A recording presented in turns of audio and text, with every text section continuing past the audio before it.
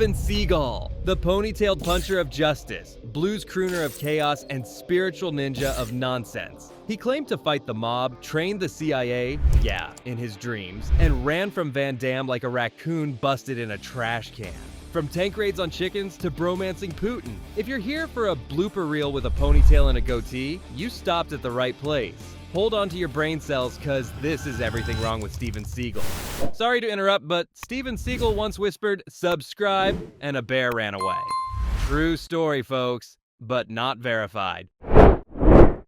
The Ponytail of Doom. Ah, yes. Steven Seagal, the man, the myth, the martial arts meme. He wasn't just an actor. He was a walking Aikido infomercial. Born in the slums of Lansing in Michigan, Seagal somehow convinced the world he was a deadly martial arts master, fluent in Japanese, and possibly the reincarnation of Buddha with a black belt. But in reality, he taught Aikido in Japan, allegedly worked with the CIA, but probably just said that to impress women at bars, and somehow landed a movie career despite having the acting range of a hungover potato. His biggest skill? Looking slightly confused while flipping grown men like pancakes. Steven didn't just become famous. He roundhouse kicked his way into Hollywood with the subtlety of a boulder in a bathtub. The ego. Seagal's early movie roles were basically Steven Seagal plays a mysterious martial artist who's also good at shooting people and never blinks. From movies like Above the Law to Hard to Kill, his characters had three moods: serious, more serious, and whisper growl serious. His hairline held on for dear life while his ponytail became a co-star in its own right. He shared the screen with legit actors like Pam Grier, Kelly LeBrock, and even Tommy Lee Jones in Under Siege, who looked like he regretted every second of it. The real star was Seagal's ego, which required its own trailer. Imagine acting with someone who thinks they can disarm terrorists and heal your chakras in one take. Seagal's early roles taught us one thing: you don't need facial expressions when your fists do the talking. Hollywood said, nah. By the mid-2000s, Seagal wasn't just out of the spotlight. He was launched into exile with the force of one of his infamous Aikido flips. What happened?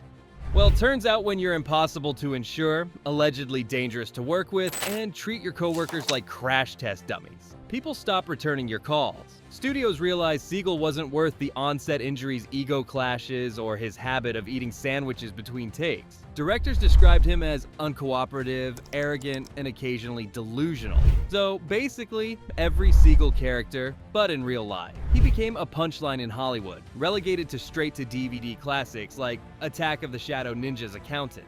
When even Sharknado 6 says, "We're good," you know you've messed up. Kicks, Cowardice, and Van Damme. It was the martial arts beef we never knew we needed. Steven Seagal versus Jean-Claude Van Damme. Seagal, in an Olympic-level display of trash talk, once claimed he could easily beat Van Damme in a fight. Big words for a guy who moves like a microwave, right? Van Damme, apparently fueled by equal parts adrenaline and pettiness, showed up at Seagal's party ready to throw down. What did Steven do? He vanished faster than his box office credibility. Yep, he bailed, proving once and for all that he's more under siege than hard to kill. To this day, Van Damme still tells the story with a smile, while Seagal probably tells it as a tactical retreat due to spiritual imbalance in the feng shui. Either way, it's the most action-packed party exit in Hollywood history. Who do you think would win the fight, Seagal or Van Damme? Let me know down below. Mob ties and FBI size. Here's a plot twist that even Under Siege 3 couldn't deliver. Steven Seagal was once investigated by the FBI for actual mob connections. Yes, the same guy who speaks like a dial-up modem was allegedly hanging out with real-life wise guys. In the early 2000s, authorities looked into claims that Seagal had mob ties and was involved in extortion plots to strong-arm movie studios. Turns out playing a mobster in films doesn't qualify as cosplay immunity. Of course, nothing was ever proven. But it's hard to ignore when two actual gangsters are reportedly helping you secure film deals. If you ever wondered what it would look like if a karate instructor tried to live out The Sopranos, Seagal gave it a whirl and almost got himself whacked by the justice system. Putin's American ponytail. Steven Seagal and Vladimir Putin. Name a more bizarre bromance. We'll wait. Seagal has publicly called Putin a great world leader, which is what you say when you want fast-track citizenship and a sweet dacha in Moscow. Russia gave him citizenship in 2016, solidifying the fact that even authoritarian regimes love straight-to-DVD action stars. Seagal now struts around Russia like a confused Bond villain who got lost on the way to Guitar Center. Their friendship says everything. One runs a country with an iron fist, and the other makes movies where he saves bus stations from ninjas. If you ever wondered what Cold War fanfiction looks like in real life, it's Steven Seagal and Vladimir Putin doing judo in a propaganda montage. That's great content for a musical starring two guys who peaked in the 90s, don't you think? Diplomat of Doom. Because the world wasn't chaotic enough, Russia appointed Steven Seagal as a special envoy to the US in 2018. That's right. Diplomatic relations between two nuclear powers were entrusted to the guy who once front-flipped through a window in Under Siege 2. Apparently, what decades of espionage, treaties, and negotiations couldn't solve, a ponytailed Aikido master might. His job was promoting cultural and humanitarian ties. Or, in other words, take awkward photos with balalaikas and remind Americans Russia exists. Yeah, it's like if the United Nations replaced Kofi Annan with Hulk Hogan. The announcement felt more like an SNL sketch, which is ironic because Seagal's banned from there. Nothing says we're serious about diplomacy like a guy whose resume includes energy drinks, made-up CIA stories, and roundhouse kicks to world peace. Creepy casting couch karate. Seagal didn't just kick villains in his movies. He allegedly made women extremely uncomfortable off camera, too. More than a dozen women, including celebs like Portia de Rossi and Jenny McCarthy, accused him of inappropriate advances or misconduct, often during private auditions that mysteriously required lingerie. Seagal allegedly liked to cast actresses from his own hotel room wearing a bathrobe. These weren't just rumors. Many women spoke out publicly, painting a disturbing pattern of sleazy, predatory behavior. McCarthy said he demanded she strip during an audition. Seagal denied all accusations, but the sheer number of similar stories makes it hard to believe it was all just bad feng shui. James Bond with a goatee. You know what's cooler than being a movie star? Pretending to be a CIA operative. According to Steven Seagal, he's basically James Bond with a ponytail. He's claimed multiple times that he did secret missions for the CIA, trained elite teams, and maybe even helped win the Cold War on his lunch break. The only problem? There's zero evidence and a mountain of eye rolls from actual intelligence officers. CIA veterans have publicly said his stories are about as real as Above the Law 6 Electric Boogaloo. It's like your uncle who insists he almost made it into NASA, but won't show you the rocket. Still, Seagal stuck to his script, telling anyone who would listen that he was a shadowy warrior for truth and justice. Lawman or Law Maybe? Remember that time Steven Seagal became a real cop on a reality show? No, your brain probably repressed it for safety. Steven Seagal, Lawman aired in 2009, following our Aikido philosopher as he patrolled the streets of Louisiana, or more accurately, rode around squinting while real officers did the work. Seagal claimed he'd been a deputy for 20 years. That was news to everyone, including the sheriff's department. It got weirder when he was hit with a lawsuit alleging he led a tank raid on a guy's house over a cockfighting ring. Yes, really. The show was quietly canceled after questions surfaced about whether Seagal was even a legit cop. Let's just say his badge was more for cinema than crime fighting. If anything, it was a masterclass in how to cosplay a cop while dodging lawsuits. Saturday Night Live ban. Hosting Saturday Night Live is a badge of honor, unless you're Steven Seagal, who managed to turn a live comedy institution into a hostage situation. When he hosted in 1991, he was reportedly so difficult, humorless, and ego-driven that Lorne Michaels banned him for life, later calling him the worst host ever. Cast members said he shot down every joke that didn't make him look like a god, and tried to write sketches where he single-handedly stops global terrorism with a wrist lock and a whisper. The man couldn't take a punch, or a punchline. SNL's been hosted by everyone from Paris Hilton to Donald Trump, and Seagal is still the high watermark of unwatchable. That's not just bad, it's historically bad. Even the cue cards were begging for mercy.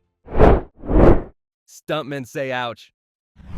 Working with Steven Seagal sounds like a blast if you enjoy getting body slammed into next week. Multiple stuntmen have accused him of intentionally injuring them during rehearsals or filming. Why? Maybe to prove he's still got it, or maybe just because he thinks Aikido works better with a little bone-snapping realism.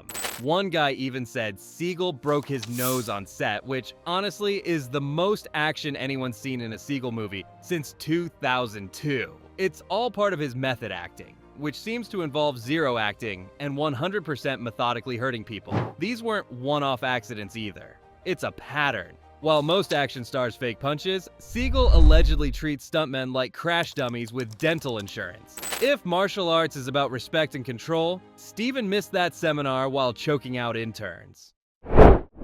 Blues, Bruises, and Bafflement. Welcome to the alternate reality where Steven Seagal is a blues musician.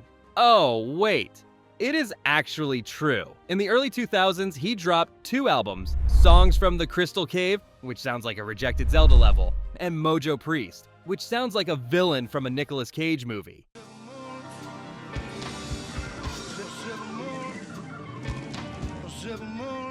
He even performed with actual legends like Stevie Wonder and B.B. King while holding a guitar like it owed him money. Now, Seagal loves the blues, but that doesn't mean we needed to hear him sing about spiritual awakenings with the same intensity he orders a cheeseburger. The music's fine if you ignore the vocals, lyrics, and presence of Steven Seagal. He claimed it was about truth and feeling. Listeners mostly felt confusion. Imagine Eric Clapton meets Aikido instructor at open mic night. Now you get the vibe.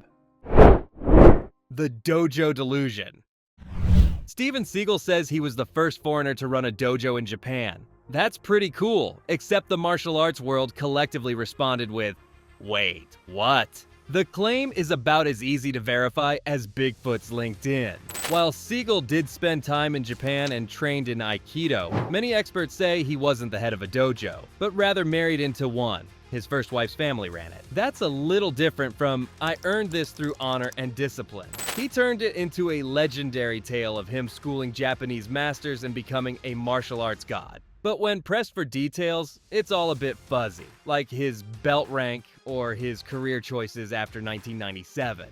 It's not that Seagal didn't study martial arts. It's that he talks about it like he founded the Jedi Order.